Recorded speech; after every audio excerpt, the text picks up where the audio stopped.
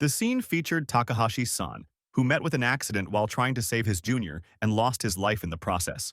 Throughout his life, he had never truly experienced a sense of justice or sacrifice, so after his death, he was sent to a mysterious world. Upon arriving in the afterlife, he was greeted by the goddess of creation, Lucia, who told him that he was in the spiritual realm. She explained that she had reviewed his life and found it to be average, neither particularly good nor bad. However, she noted that he had died protecting his junior from a runaway car, and it would be a shame for someone who could act selflessly in such a crucial moment to simply disappear. Lucia then asked him to lend his strength to her world, promising to grant him special talents in return. Takahashi-san replied that he was uncertain if he could meet her expectations, but said he would take things slowly and give it his best. The goddess smiled at him and sent him to the real world once again, and that was when Takahashi-san realized he truly had died. In the present, Takahashi-san was sleeping under a tree when his little sister Ellie woke him up, and together they prepared to return home. It had been 10 years since his reincarnation into this world. He was now the eldest son of the proud Lord Baron family, rulers of the Elise region within the Great Rarier Kingdom, and his current name was Rainford Proudlord. The region was not very prosperous, and its western half was covered by the Silver Forest, a dangerous area where monsters appeared frequently. Rainford soon realized that this world was set in a medieval fantasy era.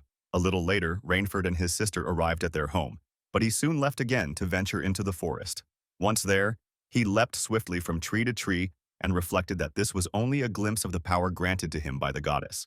He possessed mastery over all 6 elements of magic: fire, earth, water, wind, light, and darkness. Observing that the land was barren, he decided to use water magic to sprinkle moisture over the soil. When he noticed the water spreading onto his pathway, he constructed a heat-resistant brick wall using earth and fire magic to block it. After a while, he exhausted his magical energy and decided to rest. He recalled the time when he had collapsed as a child after depleting his magic, but realized that he had now grown strong enough to use it for a considerable duration. Soon, he felt recovered again. Suddenly, he heard rustling from the bushes. Standing alert, he saw an injured dog emerge. Rainford rushed over to inspect it, but the dog growled warily. At that moment, he heard footsteps approaching from behind. Turning around, he saw an orc, something he had only read about in books. The orc charged toward them, but Rainford swiftly dodged its attack. Determined to protect the wounded animal, he prepared his magic. Using earth magic, he hardened and compressed the soil, then heated it with fire to create a dense stone, which he launched like a bullet using wind magic. As the orc lunged at them, Rainford released the projectile, striking the creature directly. The impact was fatal, and the orc collapsed. Rainford exhaled in relief before turning to the dog, apologizing softly for frightening it.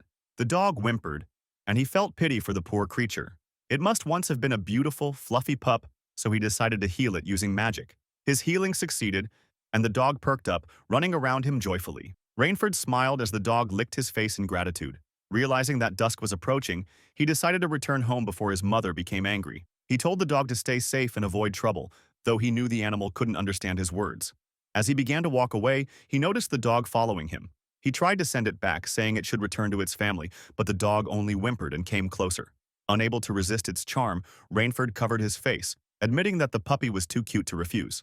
Accepting defeat, he asked if the dog wanted to come along, and it responded with an eager bark.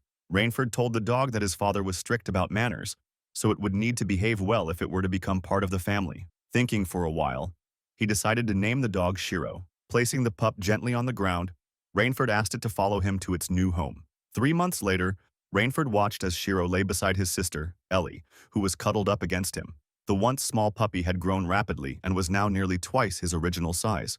Rainford smiled, realizing how quickly time had passed and how much his new companion had already become part of their family. 2 people wandered through the Silver Forest, wondering if this was the place Rainford had mentioned. One of them remarked that, according to the map, the red stone should be located there. A short while later, Ellie, Rainford's younger sister, spotted the stone and grew excited. Their mother, Miriam Proudlord, smiled gently and explained that it was a fire magic stone. Ellie asked if it had come from the orc her brother defeated, then ran forward and hugged him tightly. Rainford looked at her fondly, thinking that she truly was the cutest in the world. He told her that their father was currently speaking with their mother, but before he could finish, Miriam called out to Ellie, who immediately dashed into her mother's arms.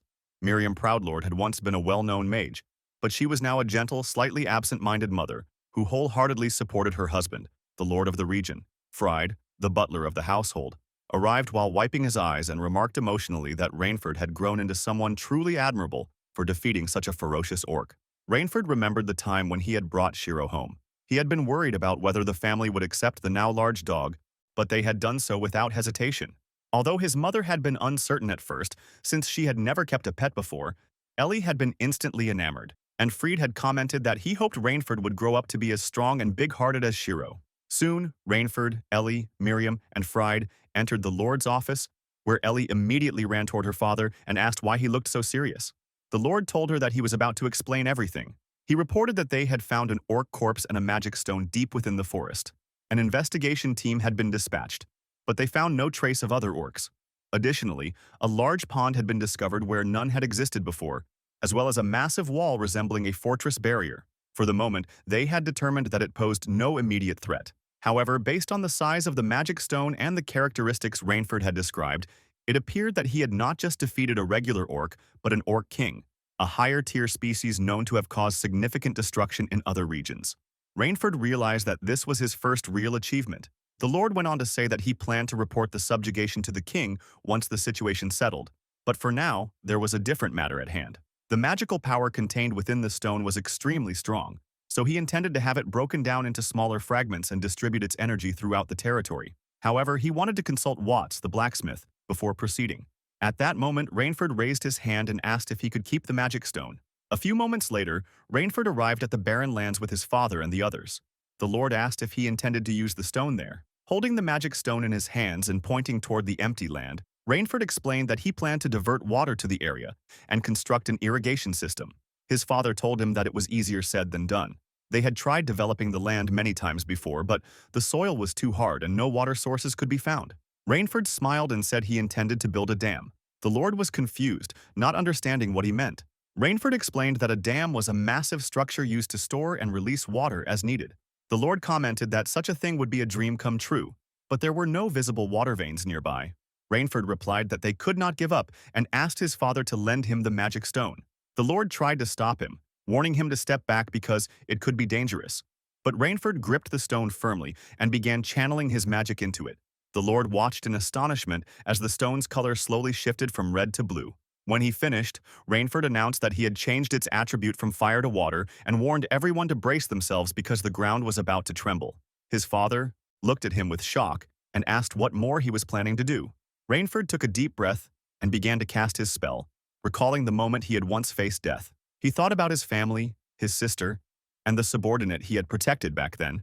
He remembered that, at that moment, he had wished to be reborn so he could live a peaceful, carefree life the next time.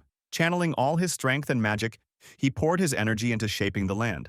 The ground rumbled as water began to gather, and soon, a great dam took form. When it was complete, Rainford smiled proudly and declared that the foundation was solid. He explained that it would take 2 days for the reservoir to fill at this volume, and afterward, they could construct water channels in a grid pattern and connect them to rivers throughout the territory. Once the sluice gates opened, the farmlands would finally have a steady water supply.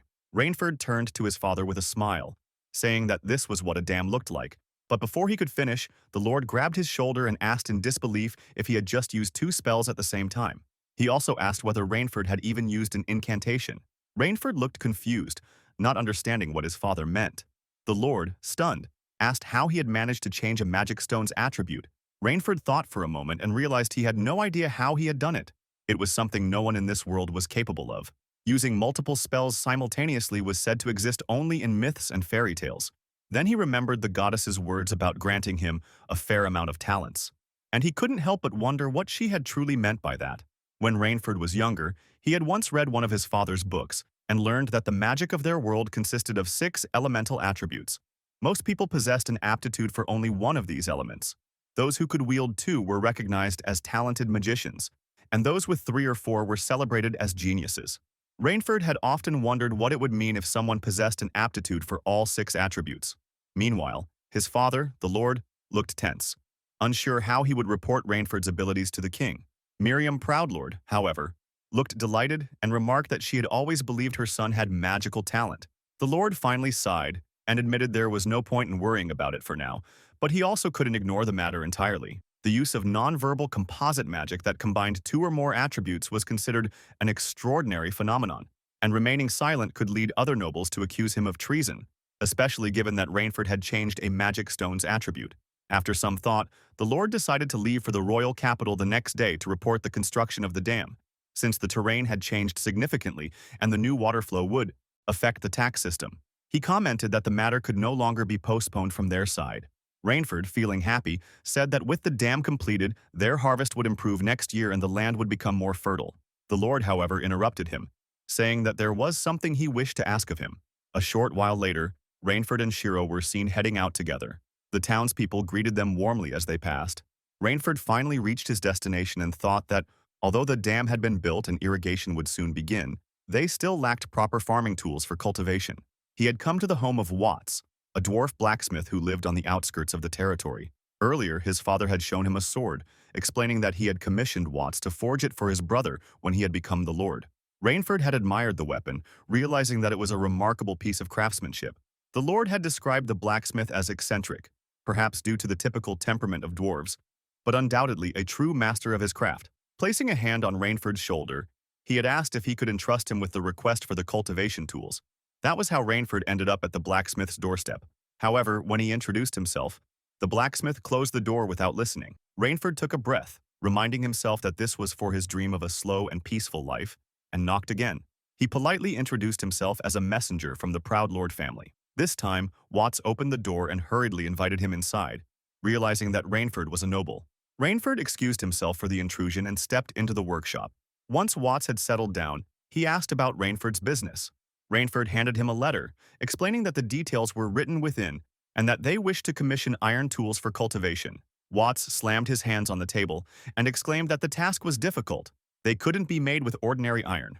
Rainford, trying to provoke him a little, commented that it was a shame, because after seeing the sword his father owned, he had believed that someone capable of forging such a magnificent weapon could surely create sturdy farming tools as well. The blacksmith scowled and explained that the sword had been made of forged iron, a material far superior to ordinary metal. It was rare and valuable, and since he could hardly find any, he had stopped taking on ordinary blacksmithing work altogether. Rainford then asked to see the workshop. Moments later, Rainford stood inside the workshop and was surprised to find it spotless, unlike the messy front room. He could tell that Watts still had the heart of a craftsman. It was clear from the care he took with his tools and workspace. As Rainford looked around, Watts interrupted his thoughts, explaining that while his tools were made of iron, their quality wasn't good enough to produce the kind of equipment Rainford wanted. He added that he no longer felt motivated and suggested that Rainford should simply return home. Ignoring him, Rainford took out the magic stone and began channeling his magic into a block of iron. He focused on visualizing the sword his father owned, trying to reproduce its essence. Watts watched curiously, wondering what the young noble was doing. A bright, hot light filled the room as Rainford's magic surged, and when the glow faded, Rainford realized that he had succeeded. The blacksmith picked up the block and examined it closely, his eyes widening. It had transformed into steel of exceptional purity. Rainford smiled with satisfaction and said he was glad it had worked, asking if Watts would now accept the commission. The blacksmith was stunned. He bowed deeply, apologizing and asking for Rainford's forgiveness, but Rainford urged him to stand. Watts explained that while it might seem easy for someone like Rainford, he still needed to figure out how best to use such fine material. Rainford understood and calmly asked him to rise and take the job as agreed in the contract. Watts straightened and smiled, promising to handle it personally. As Rainford turned to leave, saying that he should be heading back, the blacksmith stopped him. Watts looked at him seriously and said that he couldn't begin his work unless Rainford turned all the remaining iron into steel first. Rainford could only smile in disbelief, realizing that, despite his wish to live a peaceful and laid-back life, his list of responsibilities was growing faster than ever. Rainford, Ellie, and the Lord arrived at the land where he had constructed the dam. Ellie remarked that the land clearing was progressing nicely. The Lord commented that he still couldn't believe it, but it seemed the wasteland might actually become fertile farmland in the future. He added that if they could fully prepare the land, large-scale farming could begin within the year. Rainford noted that they could not only use the land for rice paddies but also rotate between rice and wheat throughout the year, allowing them to grow a variety of crops under a 3-year plan.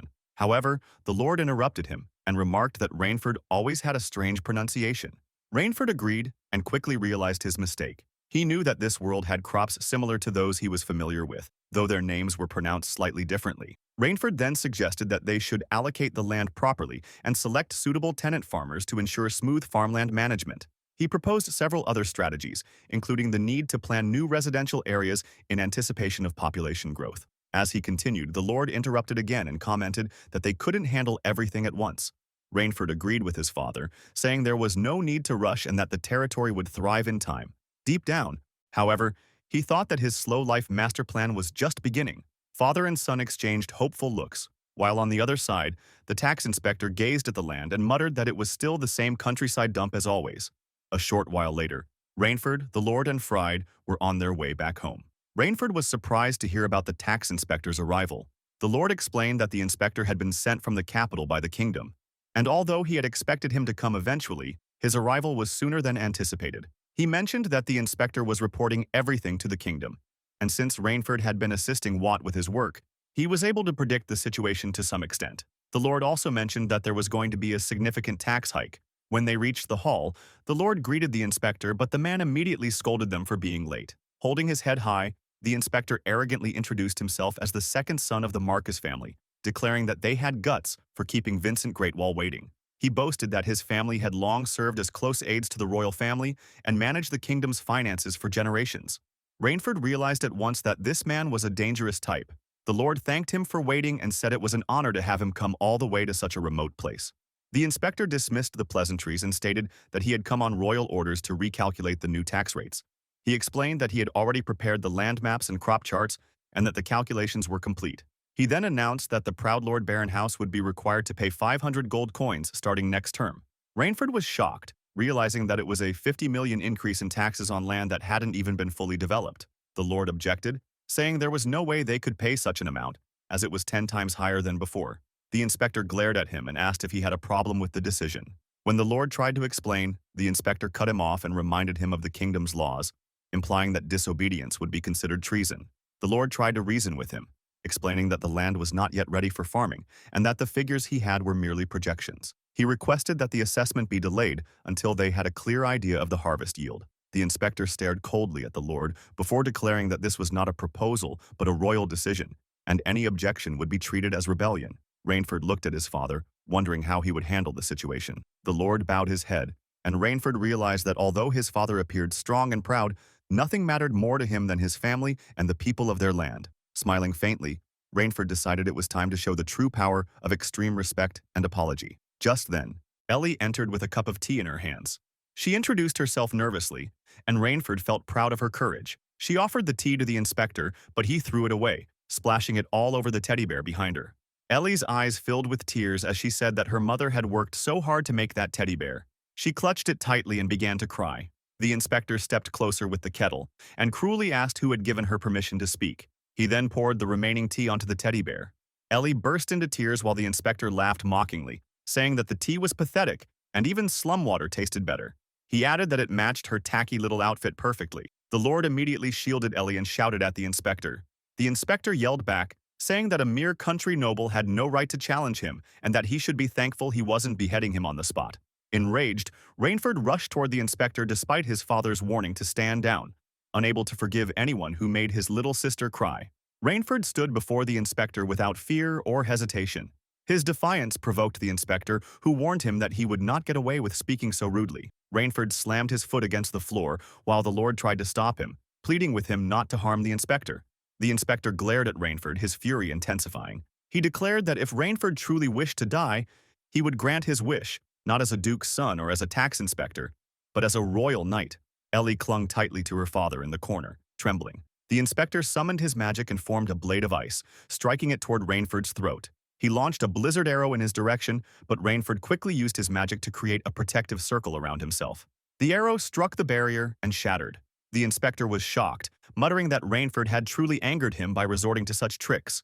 Rainford only laughed, which made the inspector even more enraged. Rainford looked at him calmly and asked if he hadn't been mad this entire time. Furious, the inspector drew his sword, closed his eyes, and began chanting a powerful spell to summon ice from the edge of the polar world and direct it toward Rainford's throat. Somewhere far away, a woman sensed the sudden surge of mana and wondered if something abnormal was happening. The inspector unleashed his ultimate spell, Frozen Hell, Casitas. But Rainford countered it midair, dissolving the magic with his own power. The inspector stared in disbelief, his anger boiling over. He charged at Rainford with his sword, but Rainford blocked the attack effortlessly and threw him backward onto the floor. Rainford stepped closer, his expression cold, and told the inspector that he would pay dearly for making his little sister cry. He knelt in front of the terrified man, raising the sword into the air using his magic. With a faint smile, Rainford mocked him, recalling the inspector's earlier arrogance about being good at tax collection. Then, with a flick of his magic, he sliced the sofa behind the inspector cleanly in half, remarking casually that his sword was sharp. The inspector's confidence crumbled, replaced by fear. Rainford continued smiling and commented that if it was just his arms, he could slice them right off. Since the inspector used his mouth so much for chanting, he asked if he preferred losing his throat instead. The inspector, now pale and trembling, stammered in confusion, asking what Rainford was talking about. Rainford lifted the broken sword and said he wanted to ask something unusual about ice magic. He asked the inspector if he knew what happened to metal cooled to its absolute limit. Staring at him intently, Rainford explained that when things are heated, they expand, and when cooled, they shrink. At first glance, they might appear unchanged, but rapid temperature shifts can deform or break metal entirely. He then commented that the same applied to the sword. To demonstrate, he snapped the blade in two and crushed the pieces in his hand as the inspector watched in terror. Rainford smirked and asked if the inspector wanted him to test the theory on his body next.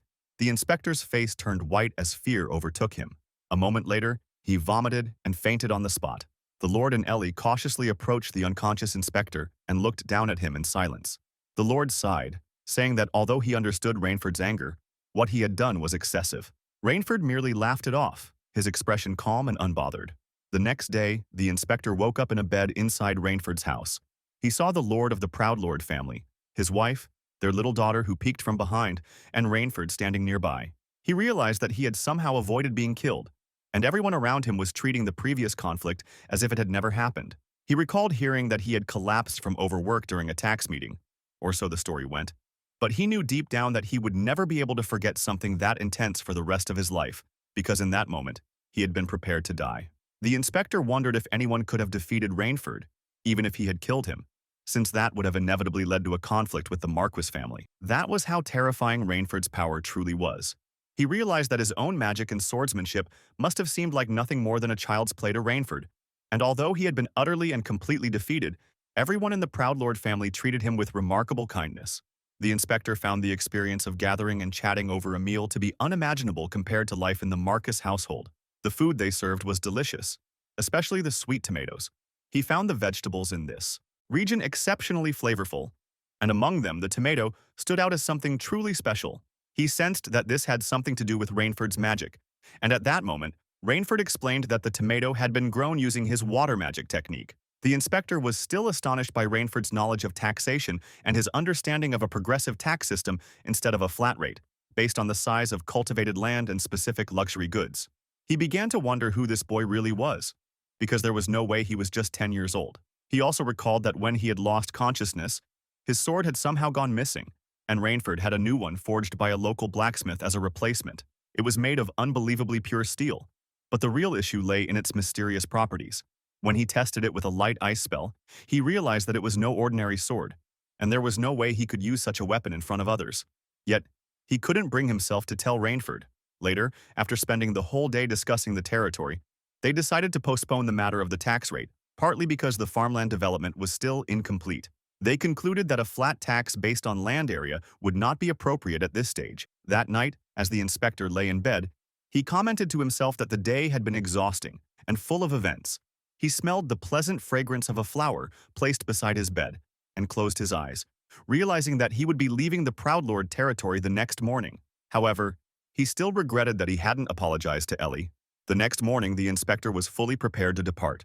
As he approached the cart, Ellie stopped him and wished him a safe journey, handing him a flower. The inspector looked at it and realized that despite how he had acted, Ellie still showed him kindness. She had even placed a beautiful flower by his bedside the night before so he could sleep peacefully, surrounded by its scent. He thought of her as someone with a heart so gentle and pure, almost saintly. He knelt before her, apologized for his behavior, and thanked her sincerely. Ellie blushed, and the inspector then took his leave. On his journey, he reflected that he had been ignorant of the world and decided to consider himself as someone who had already died once, now starting anew to serve the kingdom and its people. He finally understood how foolish he had been to forget the true duty of a knight, as noted in the diary of Vincent Greatwall. Several months passed in the blink of an eye.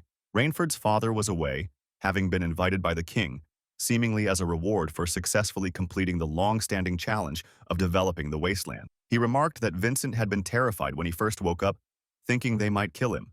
But once he realized they meant no harm, they were finally able to talk properly. He carried out on-site inspections, and they discussed the tax system extensively. Since most of the farming was still experimental, the final decision on the tax rate was postponed, though Vincent insisted on regular reports. Later, Vincent sent a letter saying he wanted to revisit their cultivation fields for another inspection, and he admitted that he had grown particularly fond of their tomatoes, even though there were many other vegetables. As for the sword he had lost, Rainford and Watts had sent him a replacement they had crafted for fun, based on a silly idea. But Vincent had accepted it with a strangely serious expression, leaving them puzzled. Rainford reflected that a lot had happened, but he was glad they had met Vincent.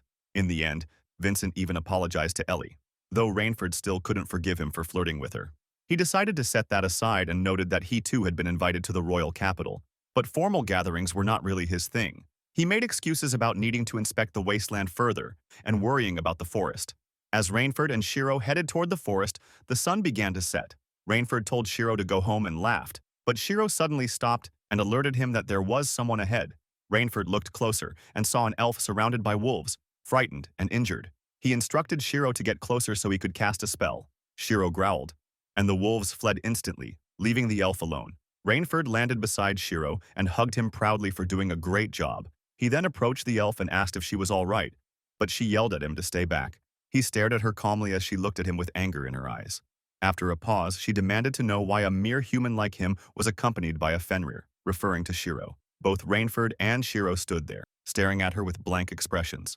Rainford recalled that he had heard the word Fenrir before in this world and remembered reading about a great wolf bearing that name. He thought it must have been a wise and noble creature to possess such a title. As he stared at Shirou, lost in thought, he suddenly came back to reality and asked the elf if the wolf from earlier had bitten her head. The elf yelled at him, telling him not to look at her with such pitiful eyes. Ignoring her protests, Rainford noticed her injuries and commented that they looked quite serious. The elf accused him of pretending to save her, only to lure her away for something terrible. Without responding, Rainford quietly used his magic to heal her wounds. The elf looked astonished as she examined herself, realizing that her injuries had truly healed. Rainford told her that although he had treated her wounds, the blood flow had not fully stopped, so she should rest quietly. The elf muttered that she would have preferred to let it heal naturally, without any incantation.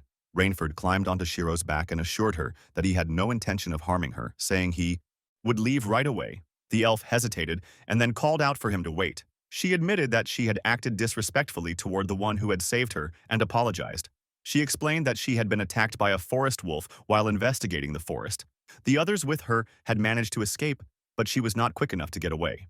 Rainford told her it was all right and asked why she had been so cautious earlier. The elf replied that he was still a young human and perhaps did not yet understand. She explained that long ago, humans had captured elves and enslaved them, using and exploiting them before forcing them into wars as tools of battle.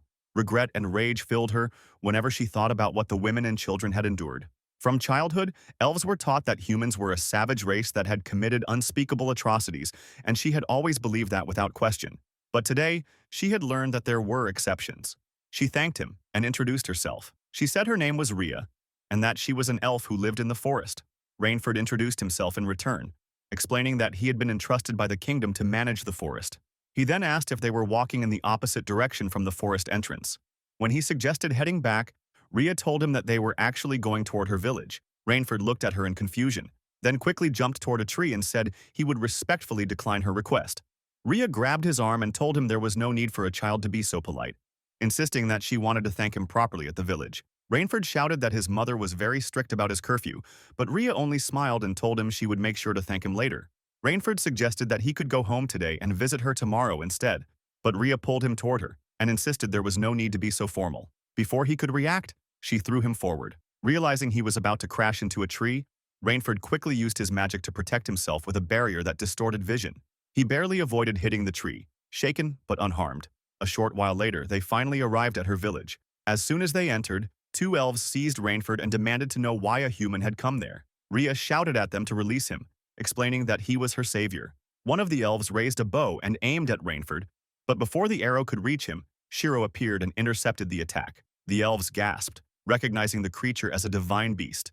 Rhea yelled for everyone to stop, explaining that Rainford and Shirou had saved her when she was attacked by a forest wolf and nearly drowned. The other elves whispered among themselves, wondering how a human could have possibly helped an elf, and whether Rhea had already been brainwashed. Frustrated, Rhea clenched her teeth, unable to understand why no one believed her. Before Rhea could say more, a small elf ran forward and hugged her tightly, crying that she was glad Rhea was safe and had returned. Rhea stood still, not hugging her back, and the little girl asked what was wrong. A beautiful lady then entered the scene and demanded to know how the villagers could dare behave that way toward the one who had saved Rhea. She approached Rainford and apologized on behalf of the village for their rudeness. Rainford looked at her closely and noticed that she resembled Rhea remarkably. Moments later, Rainford found himself sitting inside the lady's house, wondering what kind of excuse he would make when he got home. He took a sip of the drink she served and found it delicious, its refreshing aroma filling his senses. The taste was subtle and light, leaving no heavy aftertaste. The lady smiled and said she was glad he enjoyed it, then asked if he wasn't worried that the tea might have been poisoned. She questioned if he had ever thought he could be harmed. Rainford smiled and replied that since he was now friends with Rhea, he couldn't doubt something offered by the people of his friend's village. The lady blushed and laughed softly, while Rhea told her grandmother to stop teasing him. The lady remarked that Rainford seemed far too mature for a human child. Rhea, now embarrassed, called her grandmother and scolded her gently.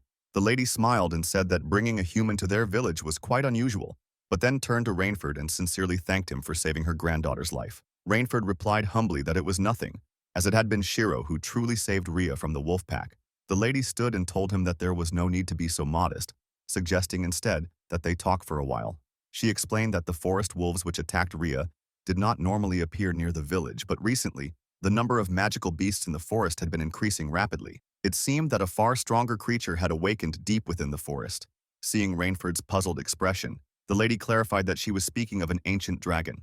Rainford was surprised when he heard about the ancient dragon, but he couldn't understand why the atmosphere suddenly felt so heavy. It reminded him of the time he had to apologize to a business client. Trying to lighten the mood, he laughed and remarked that it was quite a grand name and sounded cool. The lady simply stared at him, speechless. Rainford asked whether dragons usually slept, and the lady exchanged a glance with Rhea before turning back to him. She explained that, according to legends passed down by their ancestors, the dragon had fallen into a deep slumber in the deepest part of the forest 2,000 years ago. Rainford was astonished, and realized that it made sense why nothing about it appeared in his father's library records. The lady continued, saying there was more to the story. According to the legend, the dragon was destined to awaken after 3,000 years of sleep and bring about an unprecedented crisis to the world. Rainford smiled and admitted that it sounded grand but was difficult to comprehend fully. The lady folded her arms and stared at him silently, her expression serious. Rainford then asked if perhaps they were 1,000 years too early, though he noticed that the mood grew even heavier after he said that. The lady replied that even they didn't really know the reason. She explained that elves live much longer than humans, so they didn't leave behind written records or carve messages into stone. Instead, they relied on oral traditions. However, the 1,000-year discrepancy was strange, and she wondered aloud if there might be a reason for it. Rainford began to think about what could have caused a dragon destined to awaken after 3,000 years to do so 1,000 years early, while both the lady and Rhea stared at him intently. After a moment of thought, he suggested that perhaps someone had stolen the gem sealing the dragon, or maybe a hidden crystal had broken, possibly due to some mistake among the elves. The lady immediately dismissed that idea, saying that no elf in the village would ever do something like that, nor were any of them capable of it. She went on to explain that not long ago, an Orc King had been spotted outside the village, an unusually powerful mutant type, known as a walking disaster. They could never hope to face something of that magnitude, which was why they had erected a barrier to keep it away. The little girl Rainford had met earlier, she added, had a father who was injured by a berserk beast while investigating outside the barrier. Unable to bear his suffering, she had gone alone into the forest to find healing herbs, only to be attacked by a Fenrir before Rainford and Shirou rescued her. The lady raised her finger thoughtfully and said what she was about to share was her personal theory. She believed that the sleeping dragon had been awakened in response to some enormous and unnatural force. Rainford thought about it for a while and realized that it was not something that could be explained by the presence of an Orc King alone. As he pondered, he noticed the lady and Rhea staring at him again, and he wondered why. Then it suddenly clicked, and he finally understood everything. Smiling awkwardly, he said it must have been difficult for them to bring it up. Seeing this, both the lady and Rhea looked at him with hopeful eyes, relieved that he had finally caught on. He laughed it off, admitting that it hadn't been hard to figure out since they had given him plenty of hints. Trying to move on, Rainford asked whether any effective countermeasures against dragons were mentioned in the elves' legends. The lady shook her head and said that nothing specific had ever been recorded, which was their greatest problem. Rainford asked if there was any chance of winning in a fight against such a creature. The lady sighed and said that in all her long life, she had never heard of anyone capable of fighting a dragon, let alone defeating one. Its entire body was covered in scales that no blade could pierce, and its jaws could crush the earth itself. Worst of all was the dragon's breath. Anything caught in it would be reduced to ashes. Rainford thought quietly for a moment before suggesting a rather unexpected idea. He proposed that they could try resolving the issue through direct communication between the parties involved. The lady and Rhea looked at each other in confusion until they realized he meant a dragon-to-dragon conversation. Rainford clarified his idea, saying that Shirou could try talking to the dragon. The lady smiled faintly and told him that he should be the one to do it, as there was no one else capable. Rainford grew nervous and protested that he was just an ordinary cute 10-year-old boy. The lady ignored his protest and explained that recent investigations had revealed strange phenomena in the forest: massive craters, enormous ponds, and unnaturally solid earthen walls. Rainford remained silent, listening, because he knew those were all traces of his own magic. The lady continued, saying that not long ago she had also detected a tremendous surge of magical energy from outside the forest, and she was certain that the sleeping dragon had been awakened by that immense and abnormal burst of magic that appeared suddenly in the sky. Then she turned to Rainford and calmly asked if he had anything to say in his defense. Rainford smiled awkwardly and admitted that he had nothing to say. Realizing there was no avoiding it, he accepted that they would likely have to fight after all. Trying to sound casual, he asked how large the dragon was supposed to be. The lady recalled the legend and said that it was said to be large enough to completely cover an entire settlement. Rainford froze in disbelief and then panicked, exclaiming that it was far too huge to even imagine. The lady looked outside the window and commented that the rain was starting to let up a little. She stood up and said that it was already late, suggesting they continue the conversation tomorrow. She asked Rainford to think of a good idea too because she was counting on it. Rainford wondered what he should do. A few moments later, Rhea and Rainford were on their way outside. Rhea mentioned that it was still cloudy, but she was glad the rain had stopped, while Rainford continued to think about a plan. After a while, he asked Rhea if she could help him find a place to stay for the night, saying that even a storage shed would be fine for him and Shirou. Rhea stared at him for a moment before replying that they would stay at her place. Rainford was shocked by her words. Rhea asked him why he was reacting so seriously. Rainford wondered about the mindset of young girls these days and realized that it was his first night away from home, and it would be spent at a girl's place, which felt far too intense. Rhea noticed his hesitation and, with a sad expression, asked if he didn't want to stay at her home.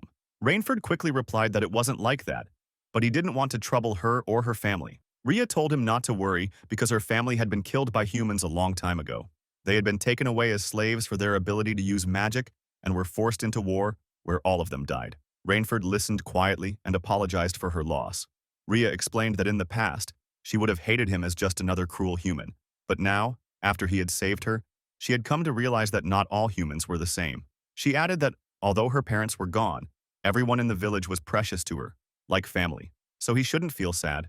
She also said that many in the village still didn't trust humans, but she would be his shield. She began to say that she had started thinking about him differently, but her words were interrupted when the little girl, Lulu, suddenly appeared and hugged her.